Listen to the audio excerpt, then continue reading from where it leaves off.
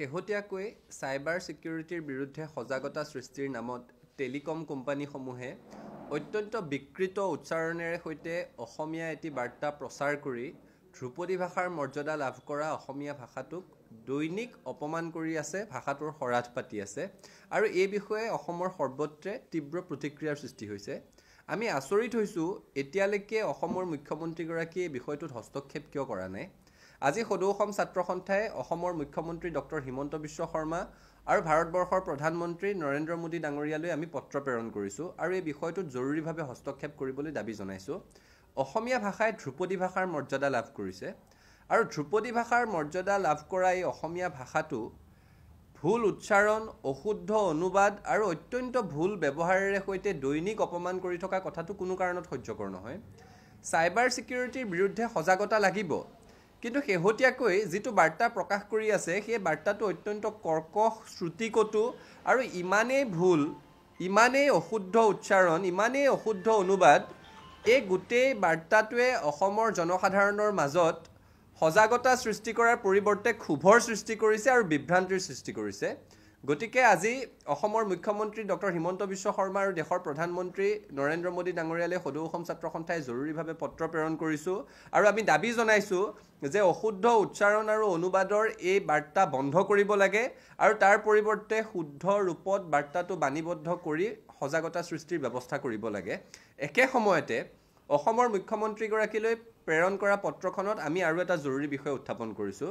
আপোনালোকে সকলোৱে মন কৰিছে বিভিন্ন দেশী বিদেশী কোম্পানীয়ে আজিকালি স্থানীয় ভাষাত তেওঁলোকৰ সামগ্ৰীসমূহৰ বিজ্ঞাপন প্ৰকাশ কৰে, কিন্তু অসমীয়া ভাষাত বিজ্ঞাপন প্ৰকাশৰ বেলিকা এই কোম্পানীসমূহে অসমীয়া ভাষা, অসমীয়া ব্যাকৰণৰ সন্দৰ্ভত সামান্যতমো জ্ঞান নথকা কোনোবা বাহিৰা ব্যক্তি বা গোষ্ঠীক ব্যৱহাৰ কৰি এই বিজ্ঞাপনসমূহ প্ৰচাৰ কৰে। হয় তেওঁলোকে কৃত্ৰিম বুদ্ধিমত্তাৰ আশ্ৰয় লয়, নহ'লে অসমৰ বাহিৰৰ কোনোবা ব্যক্তি বা গোষ্ঠীক এইসমূহ বিজ্ঞাপন অনুবাদ কৰাৰ কাৰণে তেওঁলোকে দায়িত্ব দিয়ে। ফলত অত্যন্ত অশুদ্ধ অনুবাদ, অত্যন্ত ভুল উচ্চাৰণ আৰু অসমীয়া মানুহে কথিত লিখিত ভাষাত কোনোদিন ব্যৱহাৰ নকৰা কিছুমান বাক্যাংশৰে সৈতে এই বিজ্ঞাপনসমূহ প্ৰস্তুত কৰে। গতিকে ধ্ৰুপদী ভাষাটোক এই বিজ্ঞাপনসমূহে দৈনিক অপমান কৰি আছে, ভাষাটোৰ শ্ৰাদ্ধ পাতি আছে, যিটো কথা গ্ৰহণযোগ্য নহয়।